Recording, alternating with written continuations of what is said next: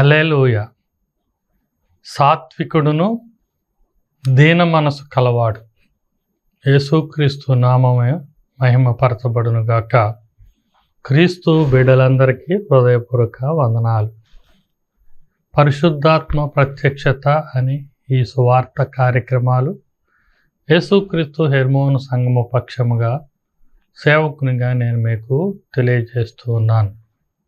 ప్రియమైన దేవుని బిడ్డలారా, లోక పాపములను మోసుకొని పోవు దేవుని గొర్రెపిల్ల నిష్కళంకమైనది, పరిశుద్ధమైనది, సాత్వికమైనది, సాధువు వంటి జీవము కలిగినది గొర్రెపిల్ల. అది దేవుని గొర్రెపిల్లగా, తండ్రి యొక్క అద్వితీయ ప్రియ కుమారునిగా ఈ లోకమునకు ఏతించెను. రక్త మాంసములు కలిగి శరీరధారి అయి మన మధ్య 33.5 సంవత్సరములు సంచరించిన ఆ దేవుని గొర్రెపిల్ల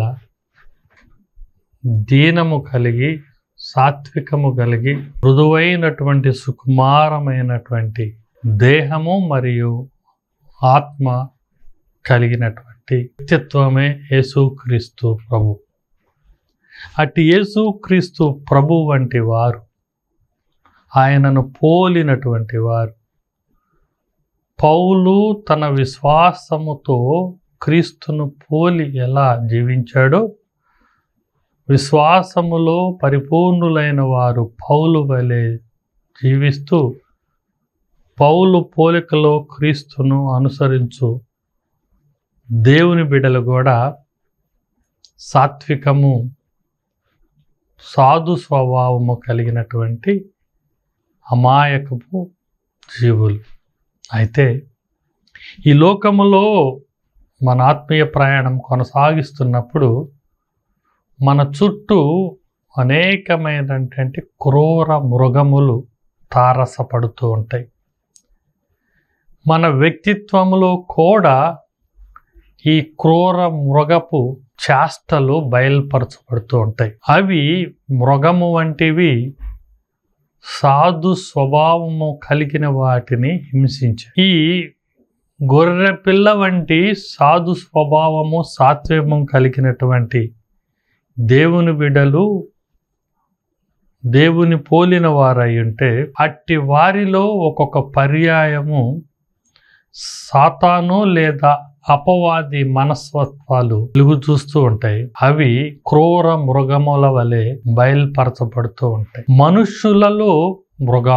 మనుషులలో మృగాలు వారి యొక్క మనస్తత్వాన్ని బట్టి, వ్యక్తిత్వాన్ని బట్టి, వారి ప్రవర్తనను బట్టి వెలువడుతూ ఉంటాయి. అట్టి అనుభవాన్నే దేవుని భక్తుడైనటువంటి ఆ దావీదు కూడా అనుభవించాడు. ఈ దావీదు యేసుక్రీస్తుని మాదిరిగా ముందుగానే మనకు చూపించాడు.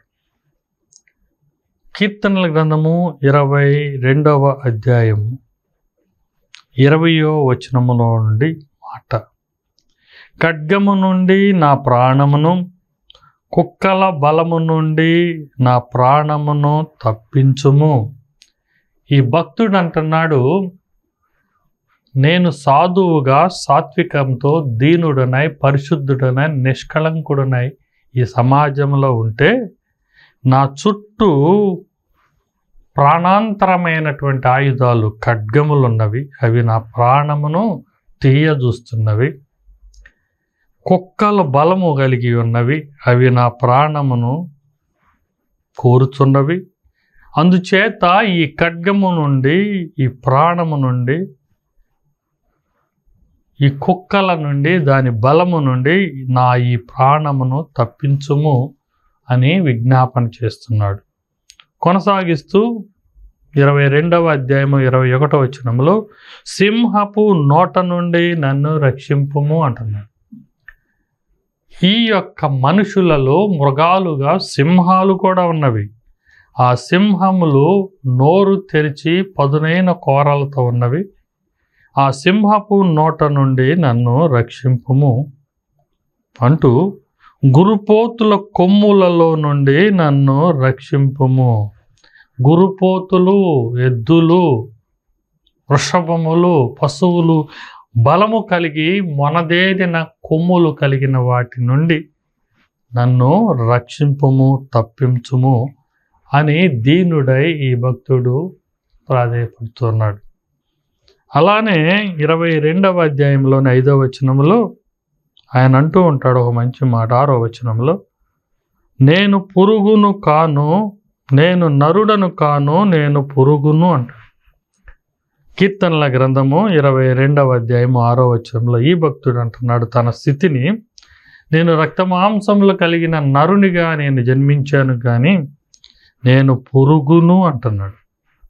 ఈ 22వ అధ్యాయము దావీదు చేత రాయబడి ఆయన యొక్క ఆత్మీయ మానసిక స్థితిని తెలియజేస్తూ ఉంటే, ఇవి యేసు ప్రభువారు సిలువలో వేలాడుతూ ఉన్నప్పుడు అనుభవించినటువంటి మానసికమైనటువంటి ఆత్మీయమైనటువంటి క్షోభను చూపెడుతూ ఉన్నవి. ఈ ఇరువురి యొక్క అనుభవము యెషయా రాసినటువంటి తన 53వ అధ్యాయములో ఉన్నటువంటి ప్రవచనాలను అవి రుజువు చేస్తూ ఉన్నవి. దావీదు అనుభవించినటివి, యెషయా ప్రవక్తించినటువంటి 53వ అధ్యాయంలోని సంభవాలు, యేసుక్రీస్తు వారు 4 సువార్తలలో చివరి అధ్యాయాల్లో రాయబడినటువంటి సిలువ బలియాగపు పరిస్థితులన్నీ కూడా ఈ యొక్క మనుషులలో మృగాలుగా ఉన్నటువంటి వాటి మానసిక స్థితిని తెలుపుతున్నాయి. ఈ యొక్క మనుషుల యొక్క మానసిక మృగాల స్థితిని మనము గమనించినప్పుడు వాటి మనస్తత్వము మన యొక్క విశ్వాస జీవమునకు, ఆత్మీయ జీవితమునకు అంటకుండా మనము జాగ్రత్త పడుటయే ఈనాటి యొక్క వాక్య ధ్యానం. మొదటి మాటగా చూస్తే ఆయన అంటున్నాడు, ఖడ్గము నుండి నా ప్రాణమును రక్షించుము అంటున్నాడు. ఈ భక్తుడు, ఈ సాత్వికుడైనటువంటి వాడు క్రీస్తును హెచ్చించి స్తుతించే స్థితిలో ఉంటే, నా చుట్టూ ఖడ్గములున్నవి, ఆ ఖడ్గముల నుండి నా ప్రాణాన్ని రక్షించయ్యా అంటున్నాడు.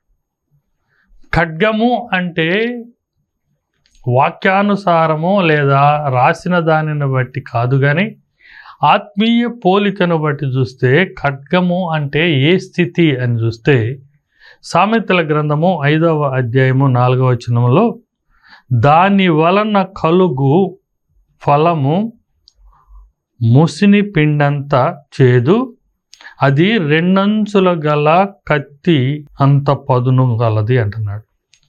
ఒక జార స్త్రీ తనకు అప్పగింపబడినటువంటి పురుషుని కాక, తనను ప్రేమించబడినటువంటి పురుషుని కాక, ఆ పురుషుని త్యజించి తృణీకరించి లోకములో ఉన్నటువంటి ఇతరుల వైపు చూస్తూ, ఇతరులను ప్రలోభ పెడుతూ, ఇతరులను కామాపేక్షతో పతనం పరుస్తున్నటువంటి స్త్రీ జార స్త్రీ.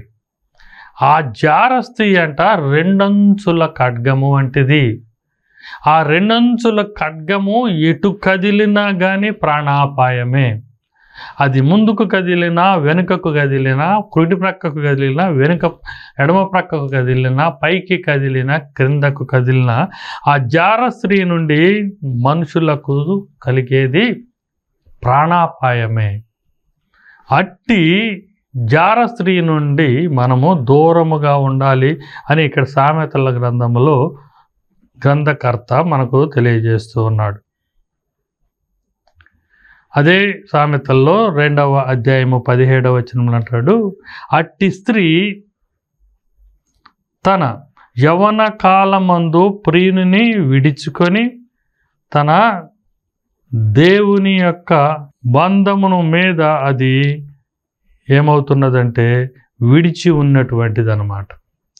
అది యవ్వన కాలములోనే తనతో ఉన్నటువంటి ప్రియుని విడిచిద్దంట, దేవునిని కూడా విడిచేటువంటిది ఇది జార స్త్రీ. మనకి ఇవ్వబడినట్టు ఆజ్ఞలలో మొదటి ఆజ్ఞ, నేను తప్ప మీరొక దేవుడు ఉండకూడదు, పూజించకూడదు అని మనము దేవుని చేత హెచ్చరిక పొందితే, ఎవరైతే ఆత్మీయంగా ఈ దేవునిని కాకుండా ఇతర విశ్వాసము కలిగి ఉంటారో, ఈవెన్ ఈ దేవునితో పాటు ఇతరులను దేవుళ్ళుగా దేవతలుగా పరిగణిస్తారో, ఈ సృష్టిలో దేవుని చేత సృష్టించబడిన రూపాలను దేవుళ్ళు దేవతలుగా అనుకుంటారో, అట్టి వారందరి యొక్క మానసిక స్త్రీ జార స్త్రీ లాంటిది. అది రెండంచుల ఖడ్గము కలిగినటువంటిది. ఆ మానసికమైనటువంటి ఆత్మీయ స్థితి ఎటు తొణికినా కానీ ప్రమాదమే, ఎటు కదిలినా కానీ ప్రమాదం. యేసుక్రీస్తు వారు ప్రవచనాలు నెరవేర్చుటకు ఆయన మెస్సయ్యగా దేవుని చేతనే తన అద్వితీయ కుమారుడిగా పంపబడినప్పుడు ఆయనను ఎవ్వరూ అంగీకరించలేదు. ఆయన అందరూ తృణీకరించారు అని చెప్తున్నాడు. ఆయనను ఎవరు మన దేవునిగా అంగీకరించలేదు. ఆ అంగీకరింపనటువంటి స్థితే జార స్త్రీ యొక్క ఆత్మీయ మనస్తత్వం. నేను ధైర్యంగా మనము వ్యభిచారులం కాదు, జార స్త్రీలం కాదు, ఈ శోధన మనకు లేదు అనుకుంటాం. అయితే ఎవరైతే ఆయనను విసర్జించారో, తృణీకరించారో వారు జార స్త్రీ కలిగిన వారు. 53వ అధ్యాయము యెషయా గ్రంథంలో 3వ వచనములు అంటాడు, అతడు తృణీకరింపబడిన వాడాయను, మనుషుల వలన విసర్జింపబడిన వాడు. యేసుక్రీస్తు వారు మనుషుల చేత తృణీకరింపబడి విసర్జింపబడి వాడాడు. ఆయన మనుష్య కుమారుడిగా జన్మించిన మొదలు నుండి యూదుల రాజుగా జన్మించాడు అని ప్రకటన వచ్చిన కాడ నుంచి అందరిలో ఎక్కువ మంది వ్యతిరేకించినటువంటి వారు. ఆయన మెస్సియా కాదని, దేవుని కుమారుడు కాదని, సర్వోన్నతుడు కాదని, ఇమ్మానుయేలు కాదని ఎక్కువగా విమర్శించినటువంటి వారు. అందుకే ఆయనను సిలువ వేసిన సంభవం కూడా. ఈయన దైవ దూషణ చేస్తున్నాడు, దేశ ద్రోహము చేస్తున్నాడు, ధర్మశాస్త్ర ద్రోహము చేస్తున్నాడు, దేవుని యొక్క మందిరానికి వ్యతిరేకంగా ప్రవర్తిస్తున్నారని ఆయనను వ్యతిరేకించారు, తృణీకరించారు. అప్పుడు యూదులు అలా చేశారులే అని మనం అనుకుంటే, ఇప్పుడు మన స్థితి కూడా అదే. సత్యమైన దేవుడు, నిత్యమైన దేవుడు ఈయన ఉండగా ఇంకొక విశ్వాసము, ఇంకొక అవకాశము, ఇంకొక ఆలోచన, ఇంకొక రూపము దేవుడు అయ్యుండొచ్చు అనుకున్నావేమో. ఈ దోయివునితో పాటు ఆ 3,000,000 దేవదూతలు కూడా ఉన్నారని తలుస్తున్నావంటే నీ మానసిక ఆత్మీయ స్థితి ఏంటి అంటే జార స్త్రీ లాంటిది. ఇలాంటి జార స్త్రీ మనస్తత్వము, జార స్త్రీ లాంటి కత్తులు, రెండంచులు పొదును కలిగినటువంటి కత్తుల యొక్క మానసిక ఆత్మీయ స్థితి, నాకు తగలకుండా నా ప్రాణమును, ఆత్మను కాపాడు అని భక్తుడు మనకు అప్రత్యక్షంగా చెబుతున్నాడు. ఇండైరెక్ట్గా చెప్పేది అంటే కత్తులతో నేను చావటల్లా, నేరుగా వ్యభిచారితో నేను నేరుగా చావటల్లా, పతనం అవటల్లా, కేవలము నాకున్నటువంటి ఇంకొక విశ్వాసాన్ని బట్టి, ఆ విశ్వాసమే నా యొక్క జార స్త్రీ మనస్తత్వాన్ని బట్టి నేను నా యొక్క ఆత్మను మరణింపజేస్తున్నాను. అట్టి యొక్క జార స్త్రీ ఖడ్గము నుండి, వేరొక విశ్వాసపు దేవుడు నేను కలిగిన దాని నుండి నన్ను రక్షించు అని భక్తుడు అడుగుతున్నాడు. రెండవ మాట, క్రూరమైనటువంటి మాట, జంతువు గురించి చెప్తున్నాడు. కుక్కల బలము నుండి నా ప్రాణమును తప్పించుము అంటున్నాడు. కుక్కల బలము నుండి నా ప్రాణమును తప్పించుము. నా చుట్టూ కుక్కలు ఉన్నవి, నన్ను వెనుకకు తిప్పే మనస్తత్వము కలిగిన కుక్కలు ఉన్నవి. ఆ కుక్కల మనస్తత్వమును, నేను విసర్జించిన మనస్తత్వము నుండి నన్ను తప్పించుము అంటున్నాను. మత్తయి సువార్తలో కనుక చూస్తే 7వ అధ్యాయము 6వ వచనములో ఒక ఆత్మీయమైనటువంటి సూచన ఉంటుంది. పరిశుద్ధమైనది కుక్కలకు వేయకుడి, వేసిన ఎడల అవి కాళ్లతో తన్ని మీద పడి మిమ్మను చీల్చివేయును అంటున్నాడు.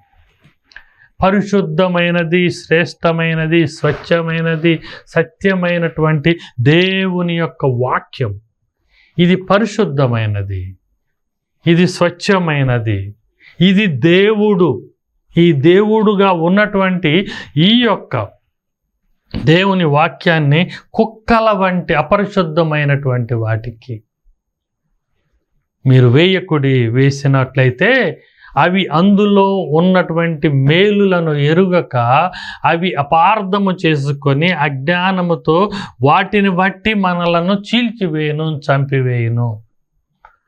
ఈనాటి దినాలలో కొంతమంది వ్యతిరేకులు, క్రైస్తవ వ్యతిరేకులు, ఈ విశ్వాసం లేని వారు ఈ యొక్క మాటల్లో కొన్ని మాటలు, లేఖనాలు చదివి వారికి ఉన్నటువంటి మిడిమిడి జ్ఞానముతో పెడార్థాలు చేసి అక్కడ ఉన్నటువంటి విషయానికి, కంటెక్స్ట్కి అనుసంధానం లేకుండా వారు ఏదేదో మాట్లాడి దేవుని యొక్క స్థితిని, వాక్యాన్ని, ఈ పరిశుద్ధ గ్రంథాన్ని, క్రైస్తవ విశ్వాసాన్ని వారు పాడు చేయుచున్నారు.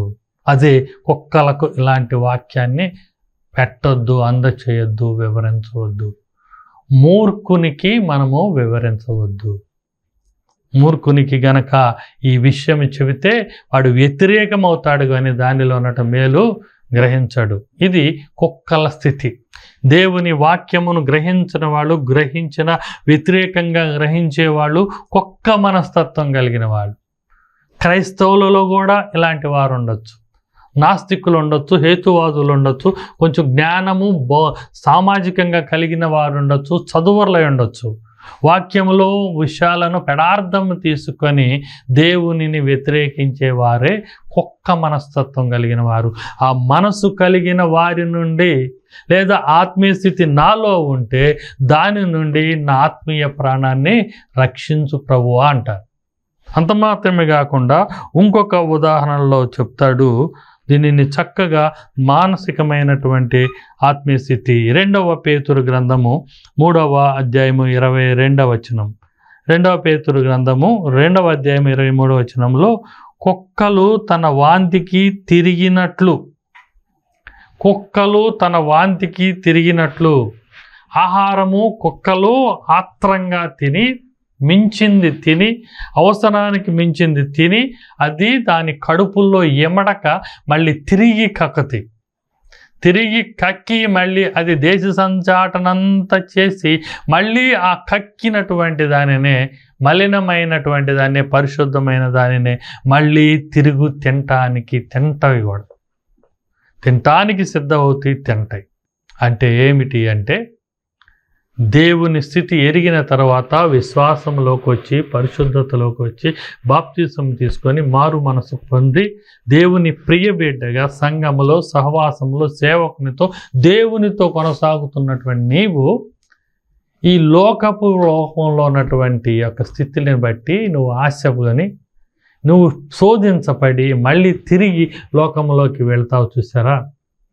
వద్దు అనుకున్నటువంటి పాపపు లోకపు జీవితం నుండి పరిశుద్ధతలోకి వచ్చిన నీవు మళ్ళీ ఈ యొక్క దేవుని స్థితి నుండి లోకములోకి తిరిగి వెళ్ళటమే కుక్క తన వాంతికి తిరిగి వెళ్ళినట్లుగా లెక్క. అందుకని ప్రకటన గ్రంథములో 22:15లో కూడా ఆయన పాపులను కుక్కల గుంపుగా పోలుస్తాడు. పాపము చేసినటువంటి వారు కుక్కలతో సమానులుగా ప్రభువు వారు ఎంచుతారు. ప్రియమైన దేవుని బిడ్డలారా, నీలో కుక్కలాగా విశ్వాసములో వెనుకకు తిరిగే మనస్తత్వం ఉందేమో నీవు ప్రశ్నించుకో. నీలో కుక్కలాగా దేవుని యొక్క వాక్యాన్ని పెడార్థము తీసుకునేటువంటి మనస్తత్వం నువ్వు గ్రహించుకోవాలి. అలానే నువ్వు ఖడ్గము వలె ఈ దేవునిని విడిచి వేరొక దేవునితో ప్రయాణించటానికి నువ్వు సిద్ధపడుతున్నావేమో గ్రహించుకోవాలి. ప్రకటన గ్రంథము 22:15 అంటాడు, కుక్కలను, మాంత్రికులను, వ్యభిచారులను, నరహంతకులను, విగ్రహారాధికులను, అబద్ధమును ప్రేమించి జరిగించు ప్రతి వాడును వెలుపలనందు ఉందురు. పరలోకమునకు చేరకుండా నరకమునకు చేరే గుంపు ఎవరు అంటే కుక్క లాంటి ఆత్మీయత కలిగినటువంటి వారు, దేవుని వాక్యాన్ని పెడార్థము చేసినటువంటి వారు, అంగీకరించినటువంటి వారు, దేవుని యొక్క విశ్వాసపు స్థితిని వదిలివేసి తిరిగి లోకములో అపవాది స్నేహములోకి వెళ్ళిన వారు, మాంత్రికులతో ఉండేవారు, వ్యభిచారము చేసేవారు, నరహంతకులు, విగ్రహారాధికులను. ఈ వాక్యములోనే విగ్రహారాధికులు, ఈ దేవుని కానటువంటి వారు పాపులు. ఇక్కడే రాయబడి ఉంది మాంత్రికులు, వారు కూడా పాపులు. ఇక్కడే చెప్పబడింది విగ్రహం ఆడేవారు, మాంత్రికులు కూడా, నరహంతకులు కూడా పాపులతో పరిగణిస్తారు. వారు కుక్కలతోనూ ఖడ్గములతోనూ వారు సమానులుగా దేవుడు ఎంచుకుంటున్నాడు. నేను దేవుని బిడ్డలారా, ఈ యొక్క దుర్మార్గపు మృగాల స్థితి ఆత్మీయమైనటువంటి దేవుని బిడ్డల చుట్టూ ఉన్నవి. జారస్త్రీ లేదా ఖడ్గము వలె, విశ్వాసము వీడిపోయినటువంటి కుక్కల వలె మన యొక్క ఆత్మీయ స్థితి ఉందేమో బేరీజు వేసుకుందాం. తరువాత రాయబడి ఉంటుంది 22వ అధ్యాయం 21వ వచనం, సింహపు నోటి నుండి నన్ను రక్షింపుము. ప్రభువా, నేను సాధువునై, సాత్వికుడనై, విశ్వాసినై, దీనుడనై నేను నీ యొక్క సన్నిధిలో ఉంటే నాకు సింహపు లాంటి ఆత్మీయత ఉన్నది. నా చుట్టూ సింహపు మనస్తత్వము కలిగిన క్రూరమైన వారున్నారు.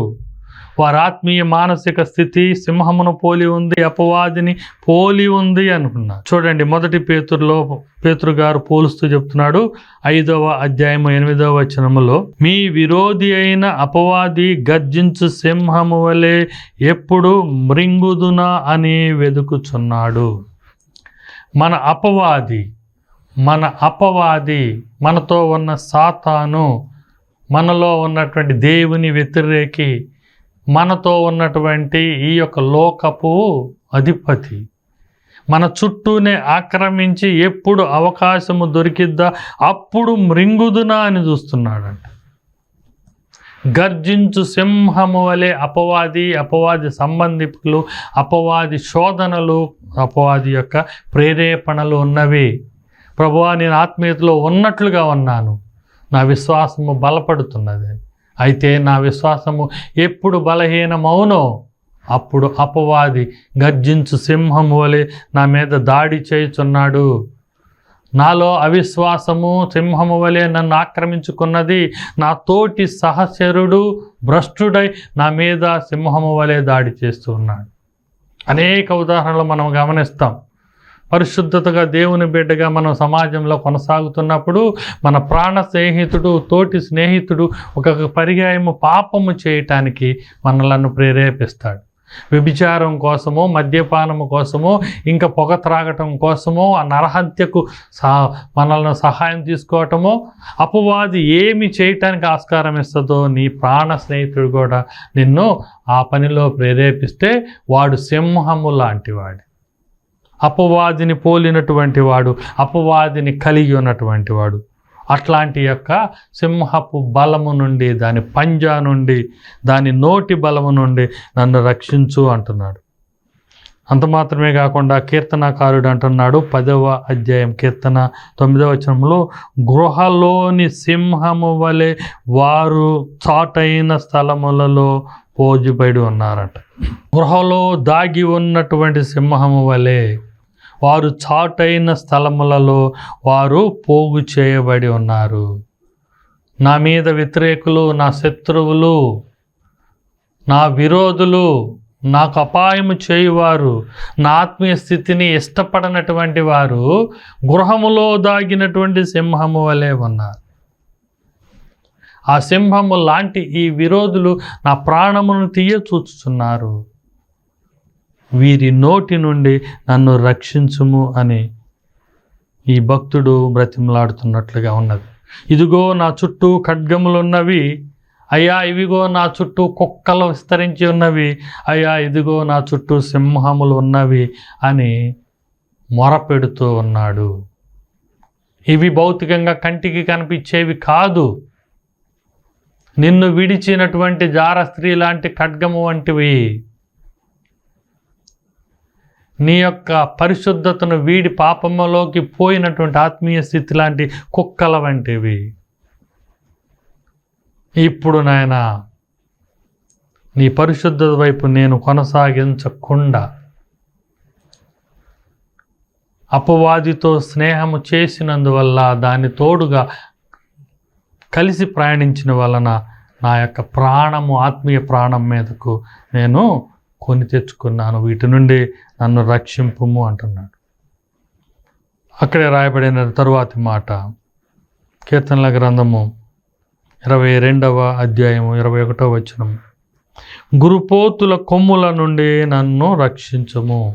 గురుపోతుల కొమ్ములు, వృషభముల కొమ్ములు, బాషాను దేశపు ఎద్దులు, బలమైనవి, ఏనుగు వంటి ఆకారము కలిగి, ఏనుగు అంత బలము కలిగినవి, మనదేలిన రాటు తేలిన కొమ్ములు కలిగినటువంటి, గట్టి శృంగములతో చీల్చగలిగినటువంటి గురుపోతులు నా చుట్టూ ఉన్నవి. ఆ గురుపోతుల యొక్క బలము నుండి, దాని దాడి నుండి నా ఆత్మీయ స్థితిని నాయన కాపాడు అంటున్నాడు. ఏమిటి గురుపోతులు అంటే ఒక పోలిక యోబు గారు చెప్తూ తన యొక్క గ్రంథములో 39వ అధ్యాయము 9వ వచనము. గురుపోతులు నీకు లోబడునా? అవి నీకు లోబడుటకు సమ్మతిగునా? అవి నీ శాలలో నిలుచునా? పగ్గము వేసి గురుపోతును నాగళ్ళశాలలో కట్టగలవా అని ప్రశ్నిస్తున్నాడు. ఇవి గురుపోతులు, వృషభములు, ఎద్దులు, బలగము కలిగినవి. అవి అవిధేయత కలిగినవి. ఇవి గర్వము కలిగినవి. ఇవి మూర్ఖమైనవి, క్రూరమైనవి. వీటికి జ్ఞానము లేదు, మంచి లేదు, సాధుతనము లేదు. వీటిని మనం పగ్గములు వేయలేము, వీటిని సాళ్ళల్లో దున్నించలేము, వీటిని కొట్టంలో కట్టేయలేము, శాలలో బంధించలేము. అవి మనకు లోబడనే లోబడు. అవి పశువులు. అంటే ఆత్మీయ స్థితిలో అవిధేయత, మూర్ఖత్వము, నిర్లక్ష్యత, అజాగ్రత్త, పొగరుబోరుతరము, ఇవన్నీ కూడా గురుపోతు లక్షణాలు. దేవుడంటే భయభక్తులు లేకపోవటం, దేవుడంటే ఆశ లేక అతిశయం కలగటం, దేవుడంటే గురి లేక గర్వము కలగటం, దేవుడంటే అనాసక్తి కలిగి ఉండటం, అవిధేయత కలిగి ఉండటం గురుపోతు లక్షణము. ఈ గురుపోతు లాంటి మానసిక స్థితి ఉంటే మహోన్నతుడైన సర్వాధికారి అయిన దేవునికి మనము లోబడం. ఆయనైతే తనను తాను దీనుడై విధేయుడుగా, శిలువ మరణము పొందునంత విధేయుడుగా ఆయన అప్పగింపబడ్డాడు. కానీ గురుపోతు మనస్తత్వం తగిలినటువంటి నీవు నీ తోటి సహచరుడితో కూడా సమ్మతిగా ఉండవు, నీ రక్త సంబంధులతో కూడా సమాధానంతో ఉండవు, నీవు దేవునితో నెమ్మదిగా ఉండవు. ఆ అవిధేయతే, అజాగ్రత్తే, గర్వమే నిన్ను పాతాళమునకు లోను చేస్తుంది. మొట్టమొదటి సాతాను దేవునితో సహవాసములో ఉండి దాని గర్వము చేతనే అది ఆకాశములో నుండి పాతాళములోకి అది నెట్టివేయబడినది కదా. అదే రీతిగా దేవుని యొక్క ఆత్మీయతలో గర్వము లేకుండా ఉండాలి ప్రియులారా. ఈ రీతిగా ఆత్మీయమైనటువంటి దేవునిని విడిచే జార స్త్రీ లాంటి ఖడ్గపు ఆత్మీయతల దాని నుండి మనం రక్షించబడాలి. దేవుని స్థితి నుండి మళ్ళీ లోకంలోకి వెళ్ళే కుక్కల వంటి స్థితి లేకుండా మనము దేవుని ఆత్మీయతలో స్థిరత్వము కలిగి ఉండాలి. అపవాది లాంటి సింహపు నోళ్ళల్లోకి మనము పోకుండా మనము దేవుని యొక్క మార్గములోనే నడవాలి. అవిధేయత లేకుండా, గురుపోతు లక్షణాలు పోకుండా మనము ప్రశాంతంగా దేవుని యొక్క సంరక్షణలోనే మనము క్షేమంగా ఉండాలి. అయితే భక్తుని యొక్క మనస్తత్వము దీనముగా ఉండాలి, క్షీణముగా ఉండాలని చెప్తున్నాడు. అదే అధ్యాయంలో 22వ వచనములు అంటాడు, నేను నరుడను కాను, నేను పురుగును అంటాడు. నేనైతే నరుడుగా నువ్వు నా శరీరం ఇచ్చావు, కానీ పురుగుగా అనేక మందితో తృణీకరింపబడిన వాడిని, విసర్జించబడిన వాడిని. అయినప్పటికీ నీవు నన్ను అంగీకరించావు, నీవు నన్ను ఎన్నిక చేసుకున్నావు, నీవు నన్ను నీ బిడ్డగా మార్చుకున్నావు, నీ రక్తంతో నన్ను శుద్ధి చేసావు. అందుకే నాకు నీతో ఉండే కృపాధన్యత ఉన్నది ప్రభువా అని మనం అందరము తలంచి ఆ దేవునికి కృతజ్ఞతాస్తుతులు చెల్లించుదాం. అట్టి కృప దేవుడు మనకు కలుగ చేయునుగాక. ఆమేన్. ప్రార్థన చేసుకుందాం. సాత్వికము, సాధు స్వభావము, దీనుడై విధేయుడై మా మధ్య ఉన్నటువంటి ప్రభువా, మిమ్మల్ని పోలి నడిచిన వారిగా మమ్మలను రూపాంతరపరచమని వేడుకుంటున్నాం.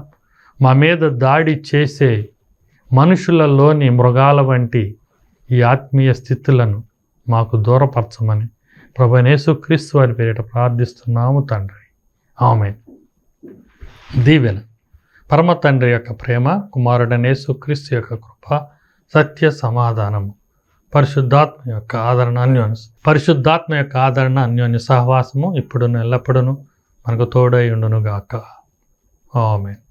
దైవజనుడిగా నేను మా సంఘమంతయు మీ కొరకు కొన్ని అంశములను నిరంతరము ప్రార్థన చేస్తూ ఉంటాం. మీ రక్షణ గురించి, విశ్వాసం గురించి, మీ క్షేమాభివృద్ధి గురించి, మీ స్వస్థత గురించి, మీకున్నటువంటి శ్రమలు దుఃఖముల యొక్క విడుదల గురించి, అపవాది దురాత్మల యొక్క విమోచన గురించి మేము నిత్యము ప్రార్థన చేస్తూ ఉంటాం. అందరికీ వందనాలండి.